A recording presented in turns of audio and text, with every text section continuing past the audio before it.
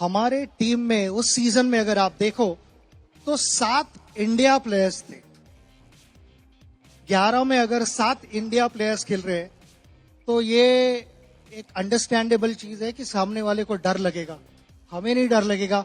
हमारे टीम में अगर आप देखो, अगर मैं आपको प्लेयर्स गिनवाऊं तो ओपनिंग बैटिंग में लालचंद राजपूत था, फिर वन डाउन संजय था, फिर नंबर 4 दिलीप वेंसरकर, फिर number 5 Ravi was there, and then Chandrakant Pandit was there, Suru Nayak and Raju Kulkarni. So 7 India players in the playing 11.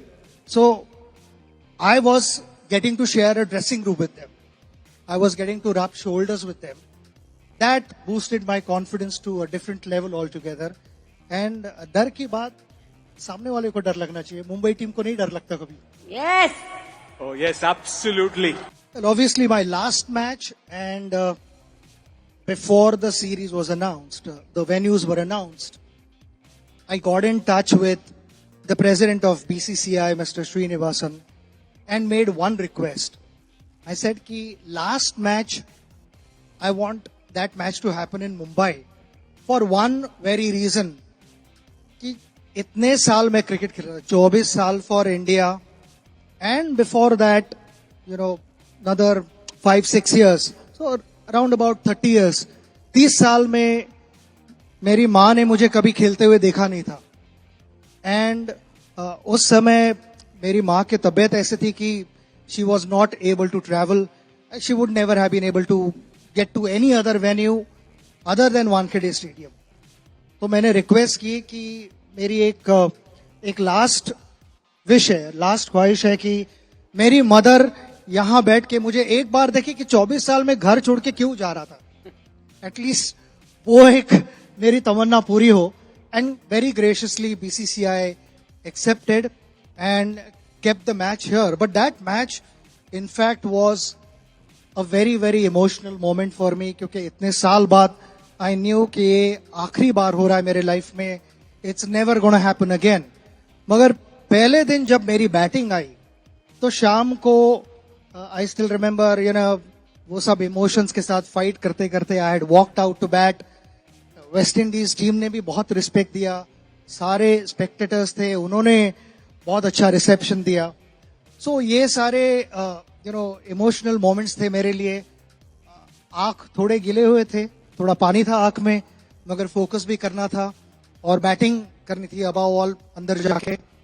Just before the last over I saw on the mega screen there, मेरी माँ के ऊपर closeup था. And my mother did not realise कि उसे mega screen पे दिखाया जा रहा है. And when she looked at the mega screen and that reaction before the last over, I am like thinking कि ना ये सारी चीजों की जरूरत है. The last 6 balls, then they went to Anjali and kids, all my family members. कहीं ना मुझे डाउट नहीं, जो डायरेक्टर था अंदर, जो टीवी इनको कैमरामैन को पूरा गाइड कर रहा था, उसके पास वेस्ट इंडियन पासपोर्ट तो नहीं है ना, क्योंकि he was acting in favour of West Indian team. मेरे इमोशंस के साथ खेल रहा था. I was looking to survive. And then once the match got over, I spoke and that the lap जहां पे मुझे प्लेयरों ने कंधे पे उठाया था, इट वॉज सरियल. ये सारी चीजें कोई प्लान नहीं कर सकता, ये ऊपर से लिखा जाता है, ऊपर से स्टोरी लिखी जाती है. और उसके लिए जिस तरह से आपने प्यार दिया मुझे और वो एक्सपीरियंस मेरे लिए स्पेशल किया, that's gonna be with me till the last breath. It's like I said कि जो आप कह रहे हो सचिन जो आप कहते हो, that will reverberate till the time I breathe. असं कधी झालंय, कभी ऐसा हुआ है कि ग्राउंड के लॉकर रूम में या ड्रेसिंग रूम में आपने छुप कर वड़ा पाव खाया हो या कोशिश की हो? वड़ा पाव खाने वाला मैं एक ही नहीं हूं, मेरे यहाँ सामने काफी बैठे हैं जो वड़ा पाव एंजॉय करते हैं. उतना ही करते हैं कि नहीं? I love it. मगर जब वड़ा पाव की बात होती है तो मेरे दिमाग में एक बहुत फनी किस्सा आता है, which happened in the mid-90s. हम मुंबई टीम के साथ यहाँ पे प्रैक्टिस कर रहे थे और हमारे टीम में एक मेंबर था जिसका मैं नाम नहीं लूंगा, मेंबर था, उसे अपने टिफिन बॉक्स में हर दिन कुछ ना कुछ स्नैक लाने का शौक था उसको, मगर उस दिन उसके टिफिन से कुछ ज्यादा ही अच्छा स्मेल आ रहा था। तो कुछ शरारती प्लेयर्स थे टीम में, उन्होंने डिसाइड किया कि भाई आज इसका टिफिन पूरा खत्म करना है।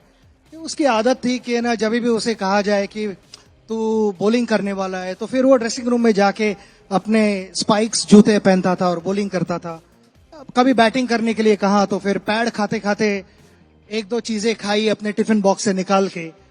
तो उस दिन वो सब कुछ होने के पहले हमारे टीम के 2 शरारती लड़के ड्रेसिंग रूम के अंदर गए, उन्होंने वो टिफिन बॉक्स खोला और उसमें वो वड़ा थे ऑब्वियसली, तो सारे वड़ा खत्म कर दिए।